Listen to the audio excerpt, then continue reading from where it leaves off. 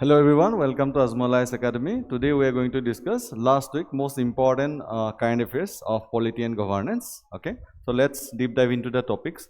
The first topic is that the bias in the classroom, how teachers' perception reinforce inequality. Actually ये topic Indian express में आया था. इसमें क्या हुआ था कि बिहार में एक केस स्टडी हुआ था. एक्चुअली एक सर्वे हुआ था.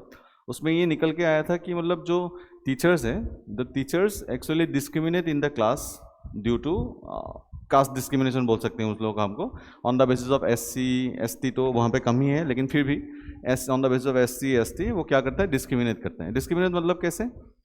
क्लासरूम में भी डिस्क्रिमिनेट होता है कि मतलब SC वाले को क्वेश्चन नहीं पूछेगा, SC वाले को इंस्पायर नहीं करेगा, ठीक है. और जब कॉपी चेक होता है तब भी क्या होता है, मतलब उसको कम मार्क्स दिया जाता है, ठीक है. तो ये मतलब एक इशू रेज हुआ है. जब मतलब ये मतलब देखा गया कि मतलब जब विदाउट मतलब एनोनिमसली जब चेक करने के लिए बोला गया, ठीक है, विदाउट गिविंग द नेम्स, तब जो बच्चे मतलब अंडर परफॉर्मिंग कर रहे थे वो सबने अच्छा परफॉर्म किया. तो इससे ये पता लग गया कि मतलब teachers are there who are discriminating with the students on the basis of caste, ठीक है. ये है टॉपिक. लेकिन from exam point of view what we need to do, we need to see how its impact on the society, how its impacts on the children behavior, ठीक है, और overall हमारे देश में ऊपर कैसे इम्पैक्ट करता है, ठीक है. अभी देखिए, this is a clear case of what, social discrimination which ultimately led to what, social inequality.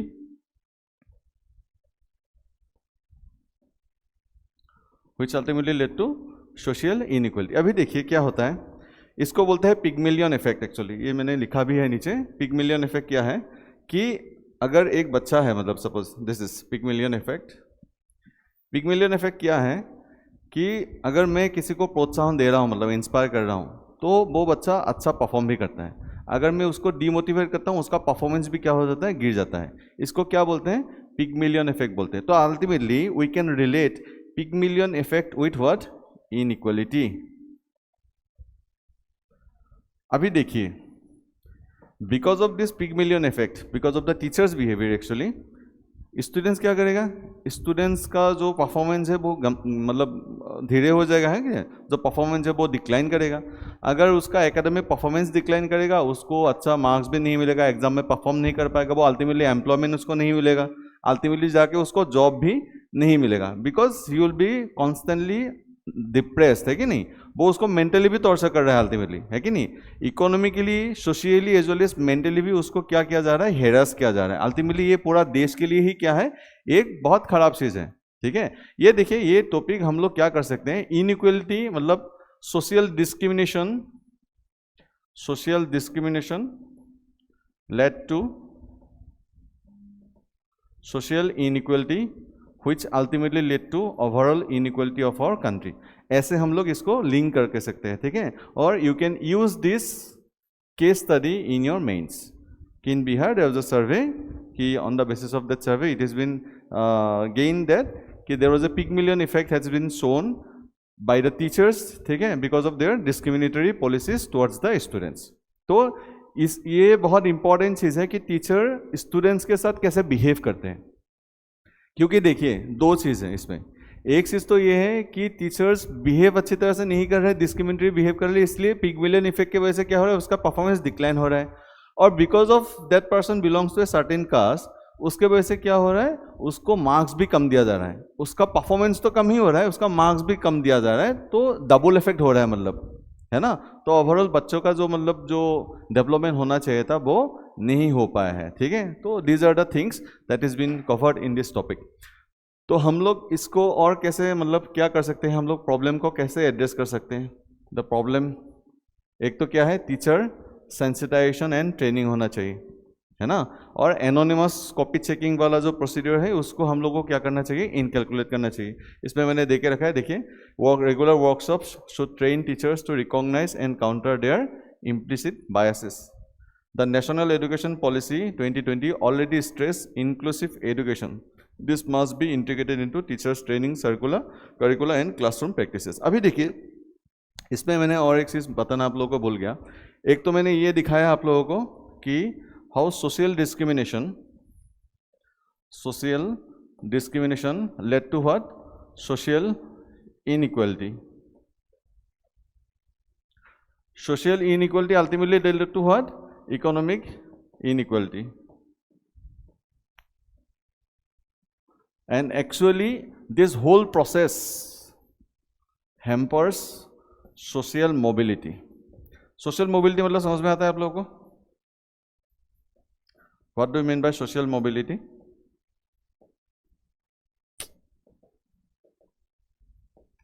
Social mobility मतलब क्या है, पता है किसी को? एनीवन?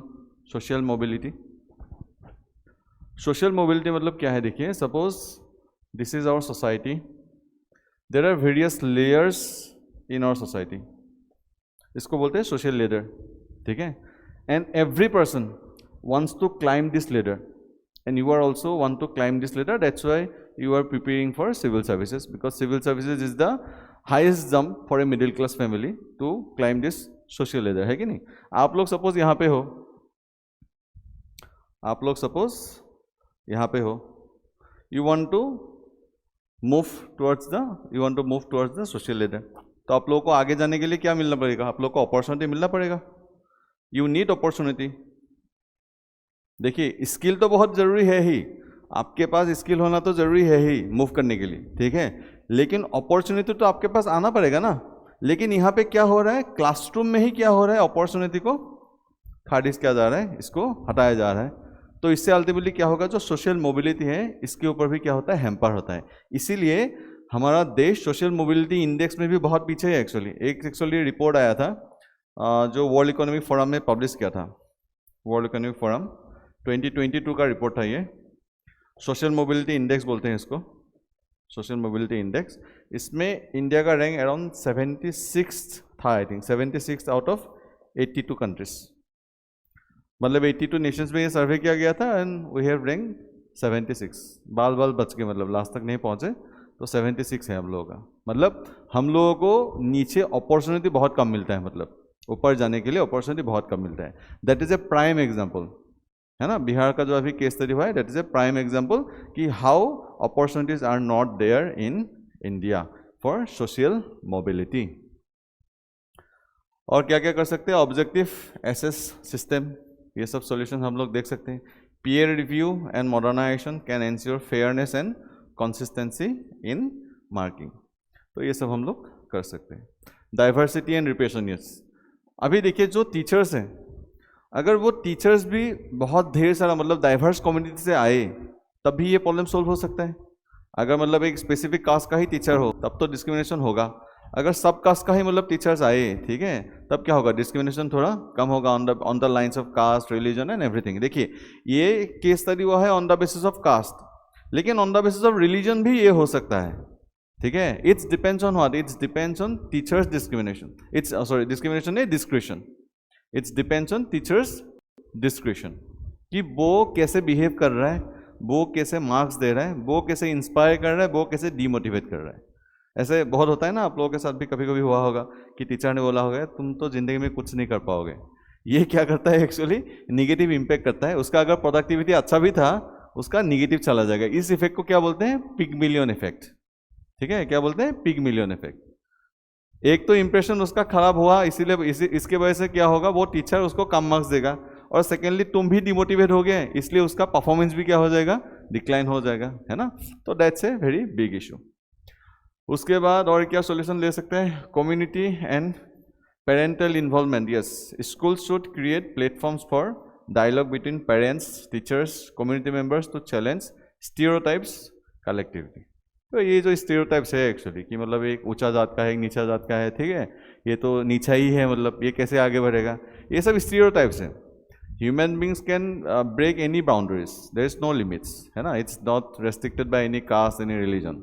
तो ये सब स्टीरियोटाइप्स जो है, लड़कियां मैथ्स नहीं कर सकती है ना? लड़कियां साइंस में नहीं जा सकती है, लड़कियां R&D में नहीं जा सकती. ये सब क्या है? स्टीरियोटाइप्स है.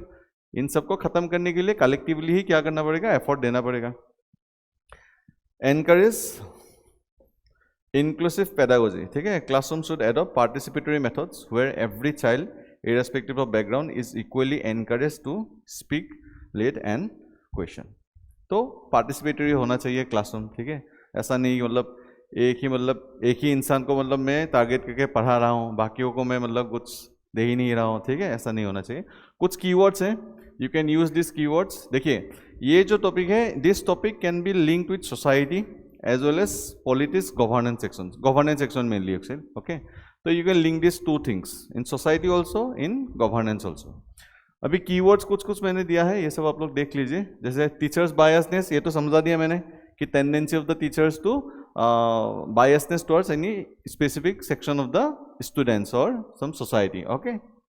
Implicit bias, unconscious attitudes and stereotypes that influence perception and action without awareness। ये देखिए, ये जो परसेप्शंस वगैरह है, ये सब ऐसा नहीं है कि मैं आज एक परसेप्शन लेना चाहता हूँ, ऐसा नहीं है। वो क्या होता है, बहुत सालों से ये सुनते सुनते या कलेक्टिवली ये क्रिएट होता है, सोसाइटी में वो चलता है, इसीलिए वो सबकॉन्शियस माइंड में वो चलता है कि अच्छा ये तो ऐसा ही है, ये तो ऐसा ही है। अगर नीची जात का है तो वो तो मतलब गधा ही होगा, लड़की है तो मैच कर ही नहीं पाएगी। ये सब क्या है, स्टीरियोटाइप से, ये मतलब पटाख से नहीं आता है, वो क्या होता है धीरे धीरे ही मतलब वो शुरू होता है। Inclusive education, an approach that ensures every child, regardless of identity, background, can learn together with equal opportunity। Social mobility मैंने बताया, ये आप लोगों को क्या है social mobility, NAP 2020, ठीक है। तो इस तरह से आप लोग क्या कर सकते हो, कंक्लूड कर सकते हो इस चीज़ को कि teachers perception can strongly influence students confidence, learning outcomes and aspirations. तो एनोनिमस एवोल्यूशंस होना चाहिए, डाइवर्स टीचिंग स्टाफ होना चाहिए, inclusive training and help reduce biasness. तो ये सब क्या है, सॉल्यूशंस है, ठीक है। मैंने ये सब सॉल्यूशंस दिया है, this solutions can be implemented to solve this kind of issues, ठीक है। नेक्स्ट टॉपिक हम लोग चलते हैं। अच्छा, ये एक यूपीएससी क्वेश्चन मैंने दिया है, you can attempt this question, you will get this PDF, okay, you will get this PDF in our social media, in our groups, Telegram, Facebook, जो भी है हम लोग का ग्रुप्स वगैरह, इंस्टाग्राम वगैरह, सब में ये मिल जाएगा ये question. Try to attempt this. Then the next topic is Model Youth Gram Sabha, Nurturing the Roots of Indian Democracy। क्या टॉपिक है, मॉडल यूथ ग्राम सभा। ये सिंपल है, देखिए जो ग्राम सभा होता है पंचायत के साथ रिलेटेड है कि नहीं, ग्राम सभा। इस मॉडल के अंदर क्या करेगा, it's a initiative of ministry of Panchayati Raj, ministry of education, ministry of tribal affairs and aspiration of Bharat collaborative. इन सब का कोलैबोरेटिव मतलब क्या है, ये कोलैबोरेट इफेक्ट है, ठीक है सर। तो इससे क्या होगा, it will try to replicate the gram sabhas in schools. Gram sabha जैसे काम करता है, जैसे यूथ पार्लियामेंट होता है ना, यूथ पार्लियामेंट में क्या होता है, they will try to replicate the parliament, है ना, youth will participate in the parliament. It is like similar like that, कि ग्राम सभा जैसे काम करता है कि सरपंच होगा, वार्ड मेंबर्स होगा, and the important personalities of that area होगा, जैसे टीचर्स है, डॉक्टर्स है, ठीक है, वो सब भी पार्टिसिपेट करेगा। पार्टिसिपेट करके क्या करेगा, एक पार्टिसिपेटरी डेमोक्रेसी को एक एक्सरसाइज करते हैं। उसी मॉडल को अभी हम लोग क्या करेंगे, स्कूल में हम लोग क्या करेंगे, रेप्लिकेट करेंगे कि some students will become sarpanch, some students will become ward members, ठीक है, some students will become teachers, some students will become some social activist, ऐसे बन के मतलब एक रेप्लिकेट करने की कोशिश करेंगे। इससे क्या होगा बताए तो, ये जो मॉडल है इससे क्या होगा, बेनिफिट क्या होगा, इससे करने से फायदा क्या होता है, या यूथ पार्लियामेंट से क्या फायदा होता है, या यूथ ग्राम सभा से क्या फायदा होगा, बताओ तो। पॉलिटिकल अवेयरनेस आएगा, यस वेरी गुड। और हाँ, लोकल लीडरशिप, यस ओके, बोल सकते हो कि एक तो ये है कि लोकल लीडरशिप मतलब डेवलप हो सकता है, एंड लीडरशिप क्वालिटीज में बी इनकैलकुलेटेड अमंग द स्टूडेंट्स, ये भी बोल सकते हो। और बताओ, strengthening the grassroot democracy, strengthening the principles of democracy, है कि नहीं, ये सब भी आ सकते हैं। और बताओ, एक बहुत इंपॉर्टेंट कीवर्ड इसके साथ आप लोग जोड़ सकते हो, ये मैंने गवर्नेंस में आप लोग को पढ़ाया था, participatory democracy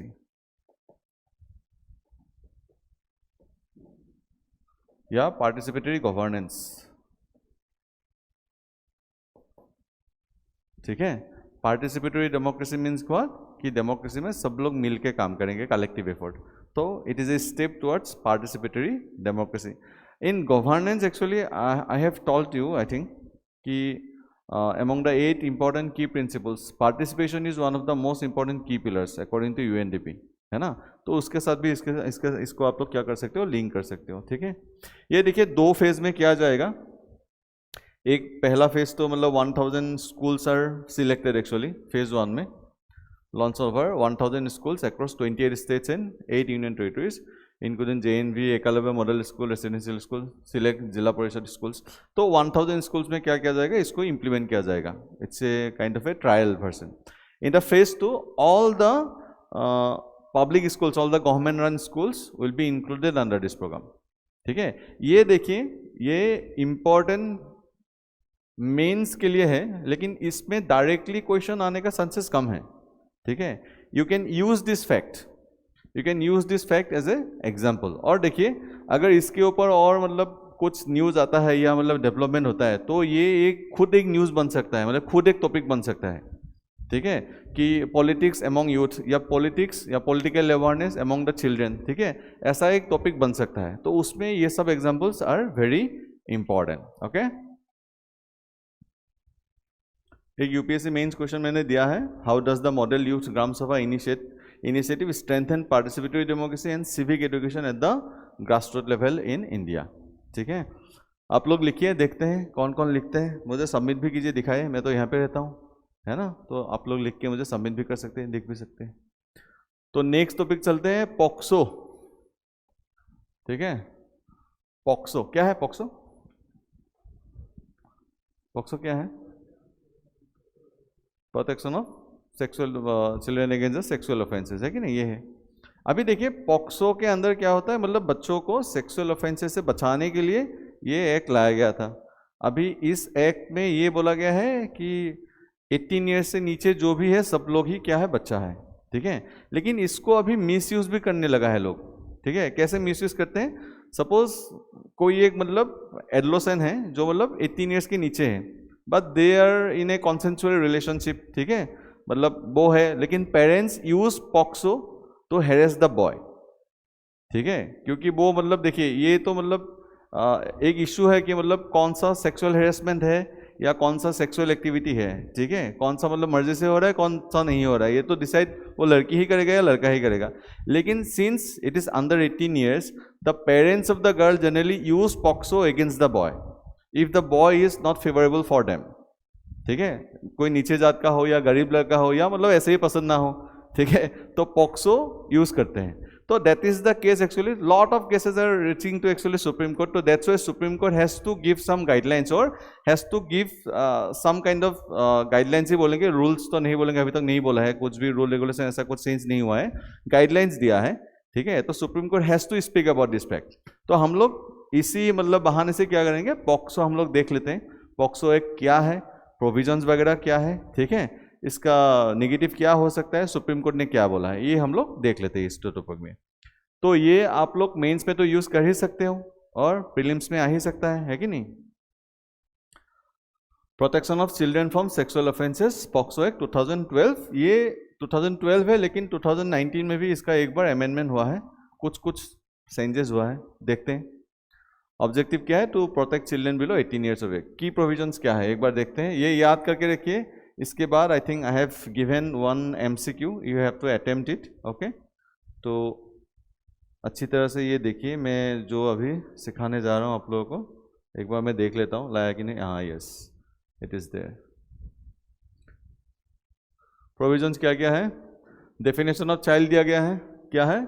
any child below 18 years is a child. मतलब ये क्या है, एक इसमें कौन सा कीवर्ड यूज कर सकते हो? It is a gender neutral law, gender neutral law.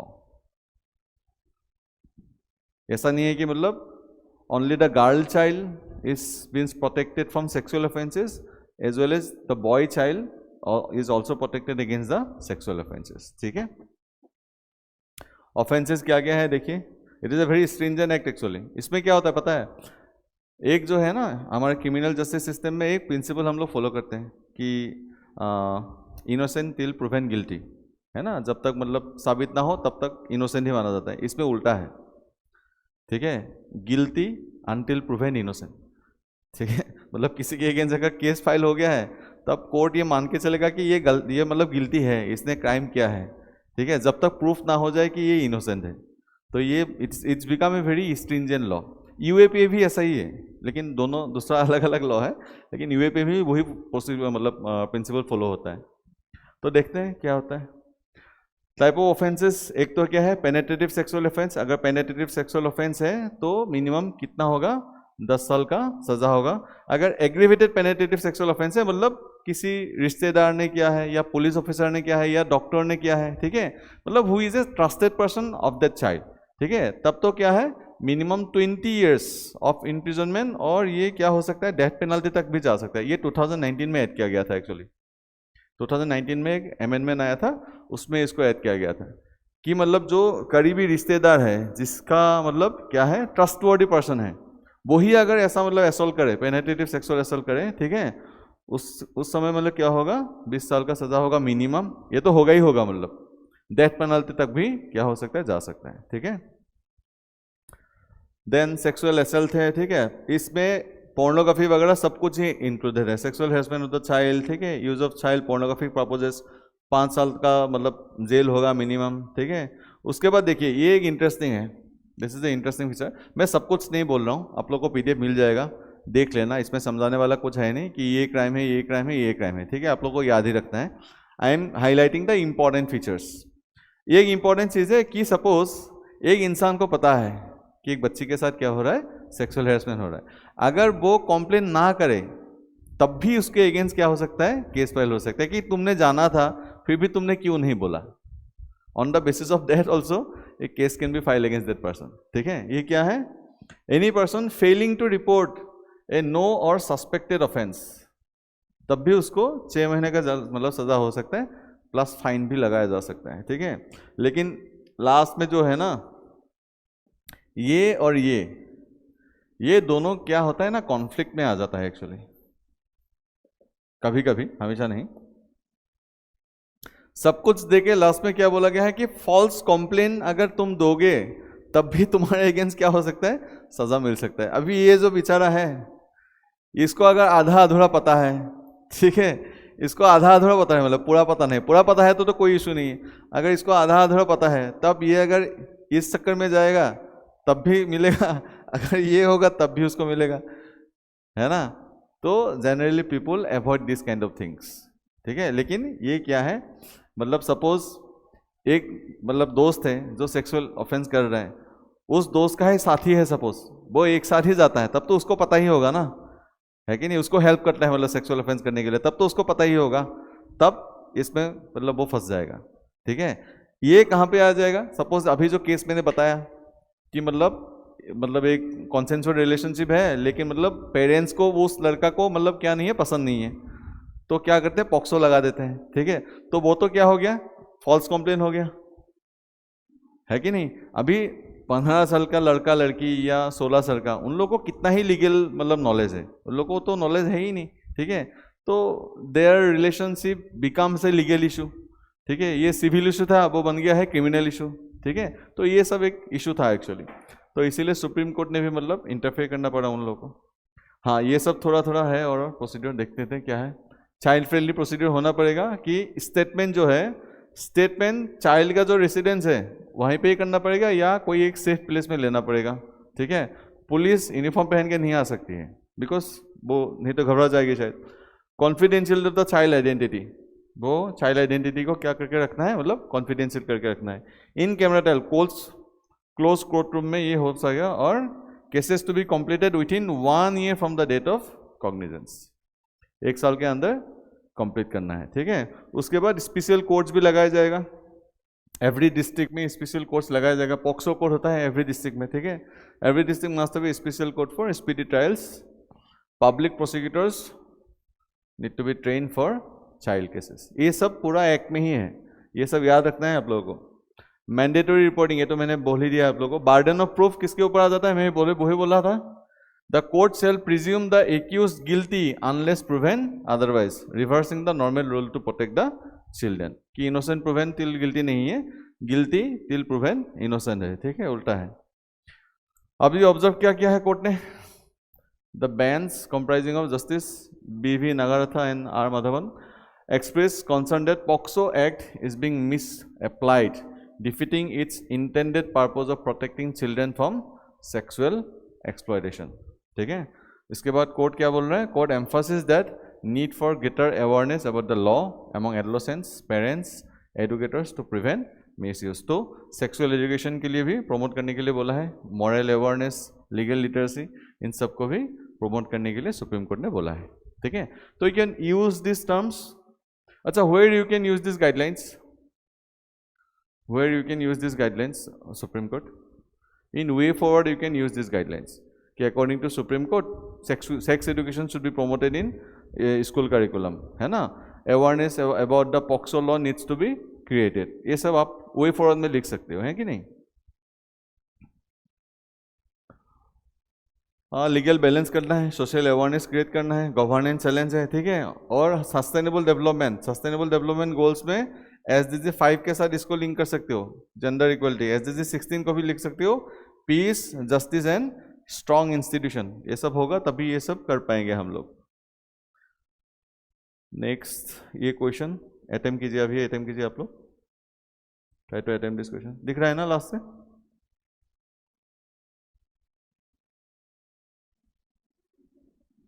दिख रहा है, yes, please attempt this.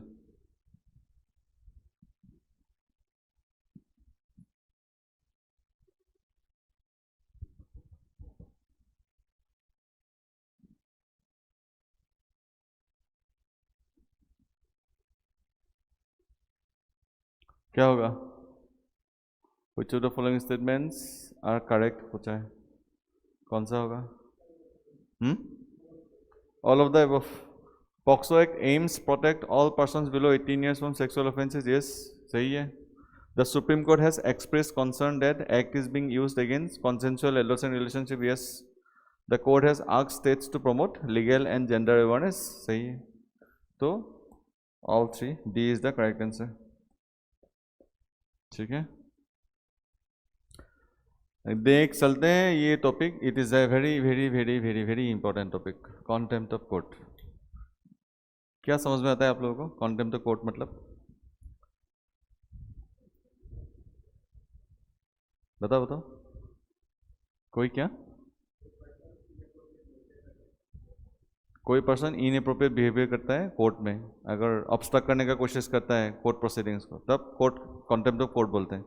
There are two types of contempt of court, ये कौन सा वाला है कॉन्टेम्प्ट ऑफ कोर्ट, हाँ, सिविल, क्रिमिनल, कौन सा है, देखते हैं, देखिए कॉन्टेम्प्ट ऑफ कोर्ट क्या है, अगर मतलब कोर्ट के अगेंस्ट कोई लिखता है, ठीक है, या कोर्ट का जो प्रोसीडिंग्स है उन सबका अगर ऑब्स्ट्रक्ट करता है, उसको रुकने के लिए, मतलब उसके अगेंस्ट एक्शन लेने के लिए कोर्ट के पास क्या है, पावर है। ये कॉन्स्टिट्यूशन ने ही दिया है, कोर्ट ऑफ रिकॉर्ड जो है प्रोसीड्योर, वहाँ पे ही क्या दिया है, कॉन्स्टिट्यूशन ने पावर दिया है, मतलब सुप्रीम कोर्ट को भी दिया है, हाई कोर्ट को भी दिया है, ठीक है। लेकिन क्या है, ये जो कॉन्टेम्प्ट ऑफ कोर्ट एक्चुअली है क्या, वो कॉन्स्टिट्यूशन में नहीं बोला गया है, okay. Contempt of court act है, उसमें इसको डिफाइन किया गया है। अभी देखिए ये रिसेंटली न्यूज़ में क्या है, क्यों है वो मैं पहले बता लेता हूँ।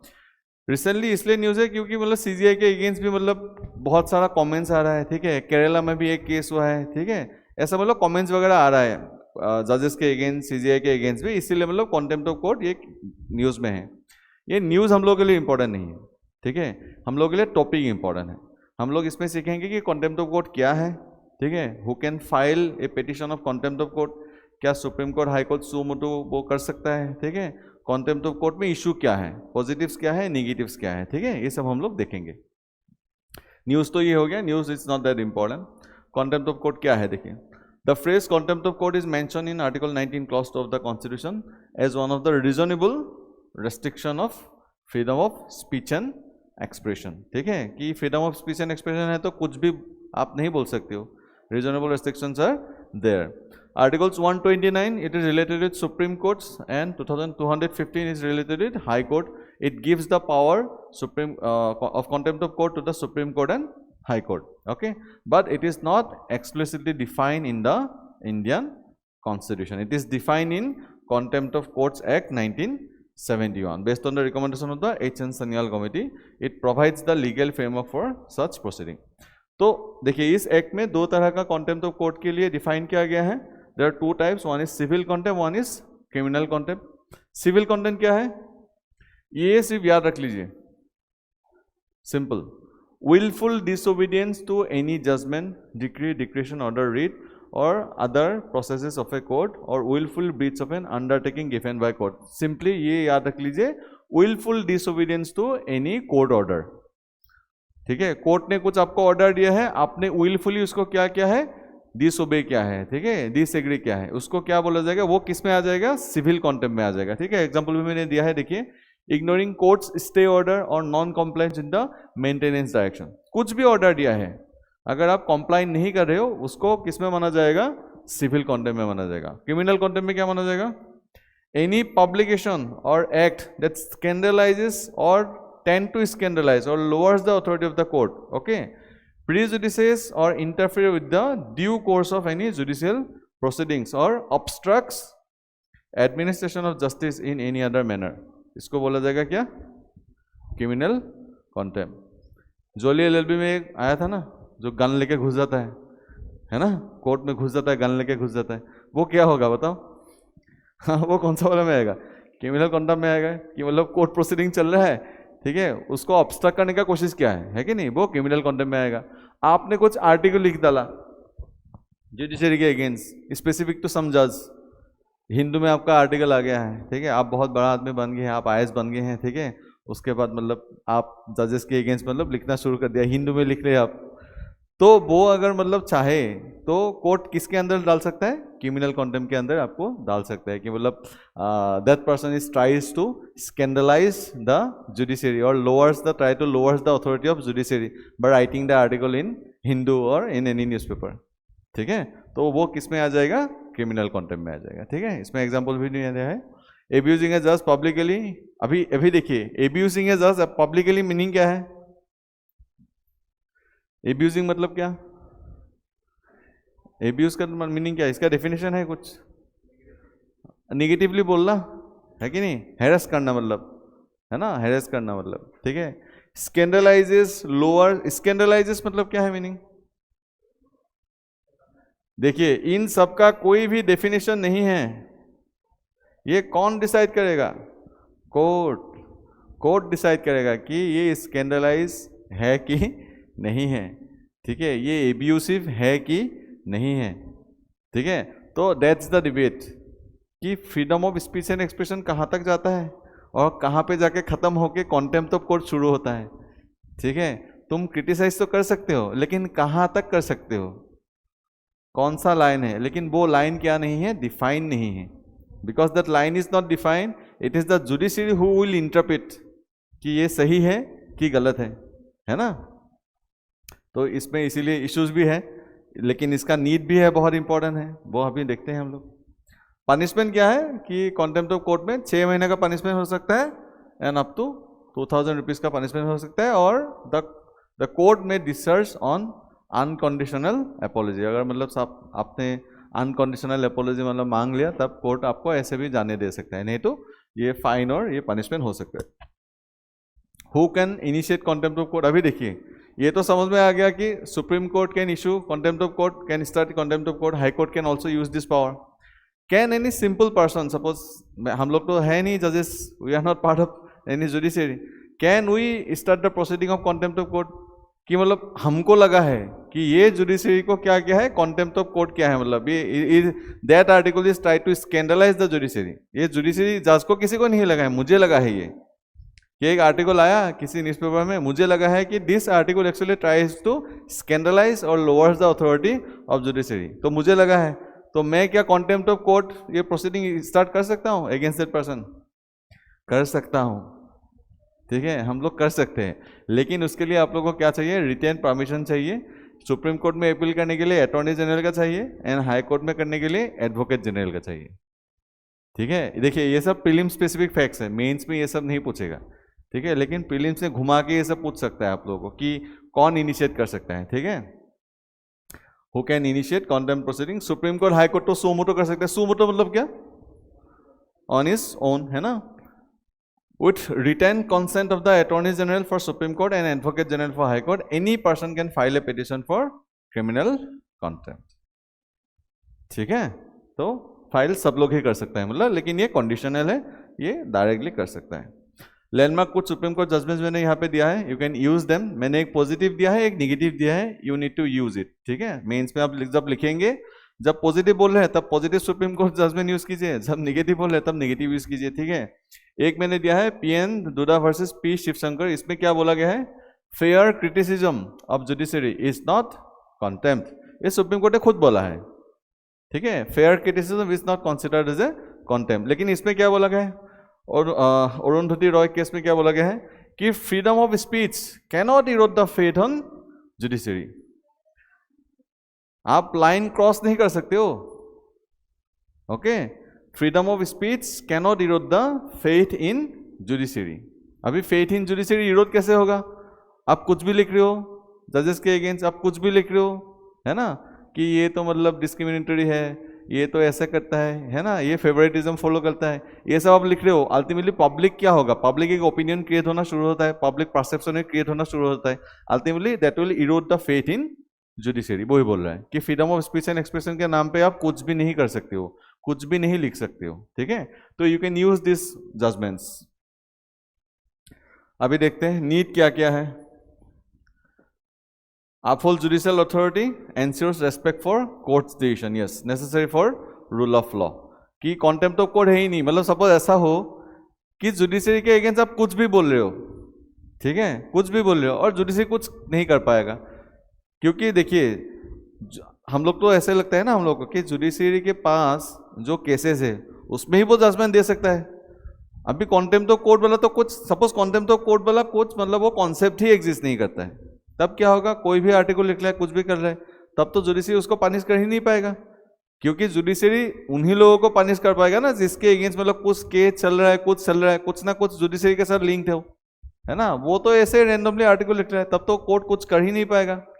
और रैंडमली आर्टिकल कुछ भी लिख सकता है ना, which will try to scandalize or try to lowers the authority or which will try to erode the faith in judiciary। तो इसीलिए रूल ऑफ लॉ मेंटेन करने के लिए, जुडिशरी के ऊपर ट्रस्ट रखने के लिए कॉन्टेम्प्ट ऑफ कोर्ट होना बहुत जरूरी है। Then ensure compliance with judgments and enforces obedience to court orders, prevents wilful disobedience. ये तो बहुत इंपॉर्टेंट है कि civil contempt is generally use for violation of supreme court high court orders regarding environment and service matters. कि supreme court ने बोल दिया कि ये एनवायरमेंट को इतना मतलब ये डिस्ट्रॉय हुआ है, इतना पैसा आपको देना पड़ेगा, या एनवायरमेंट प्रोटेक्शन करना पड़ेगा, या सर्विस रिलेटेड कुछ इश्यूज है कि कोई एक सर्विस आपको देने वाला था लेकिन आपको अच्छी तरह से नहीं दिया, लेकिन पैसा भी ले लिया, ठीक है। तो सुप्रीम कोर्ट में पास आप चले गए, ठीक है, सुप्रीम कोर्ट ने ऑर्डर दे दिया कि आपको ये सर्विस डिलीवरी करना पड़ेगा, लेकिन जो सर्विस डिलीवरी वाला है वो आपको सर्विस डिलीवरी नहीं दे रहा है। तब सुप्रीम कोर्ट क्या करेगा, तब क्या करेगा, कॉन्टेम्प्ट ऑफ कोर्ट लगा देगा कि मैंने तो ऑर्डर दिया था, तुमने क्यों नहीं माना, है ना। तो that's very important. Maintain public confidence, protect judiciary from baseless attacks in erode trust. ये मैंने बोला है। पॉलिटिकल रिमार्क्स अगेंस्ट जजेस held कॉन्टेम्प्चुअस।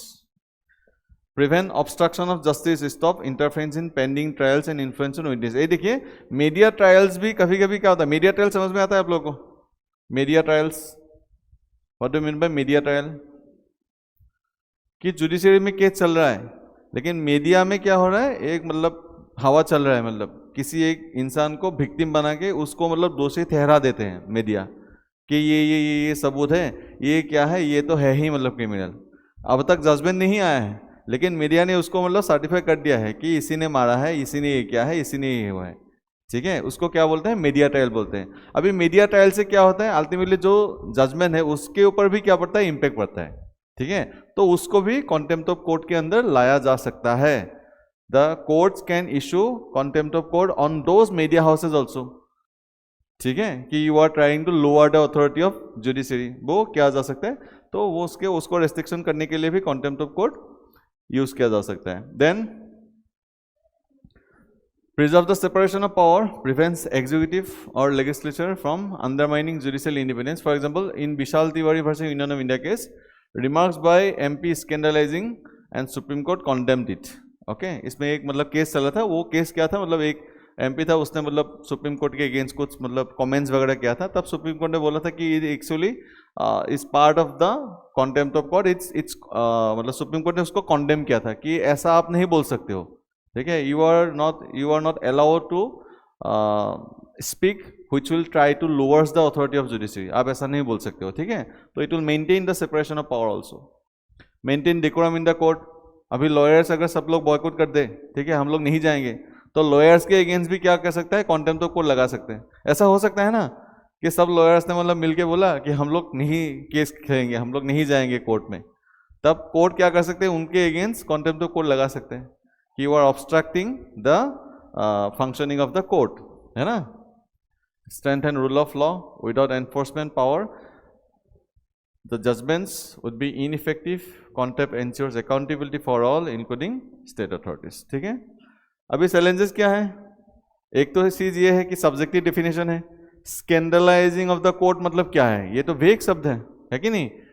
It's completely depends on what, it is completely depends on the जज। अभी जज को लगना पड़ेगा कि स्कैंडलाइज हुआ है कि नहीं हुआ है। Chilling effect on the freedom of speech में डिस्करेज लेजिटिमेट क्रिटिसिज्म एंड जजेस एंड जजमेंट्स। आउटडेटेड पनिशमेंट, अभी देखिए ये पुराना वाला पनिशमेंट है। अभी 2000 रुपये के लिए कौन मतलब क्या होगा, है ना। 2000 रुपया आया 6 महीना, अभी 2000 रुपया मतलब क्या ही है, नोट भी बैन हो गया है। 2000 रुपया तो अभी दिखता भी नहीं, मतलब बैन नहीं हुआ है, अभी दिखता नहीं है, लेकिन मतलब ठीक है, ये एक इशू है।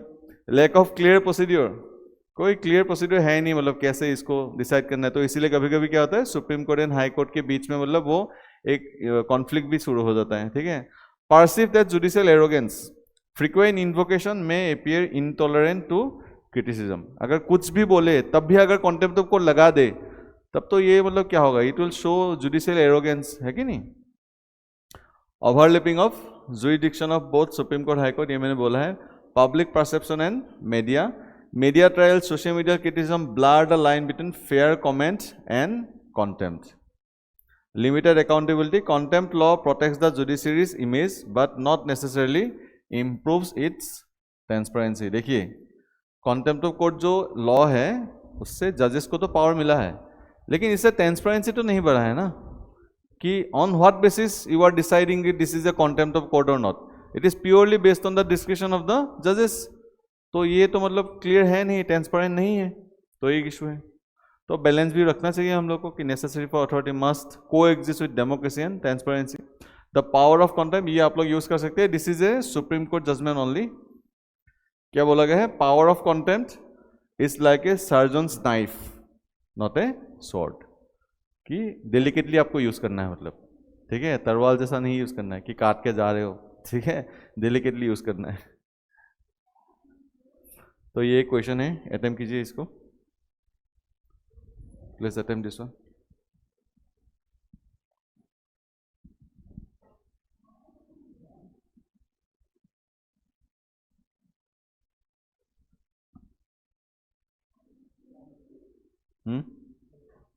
ए,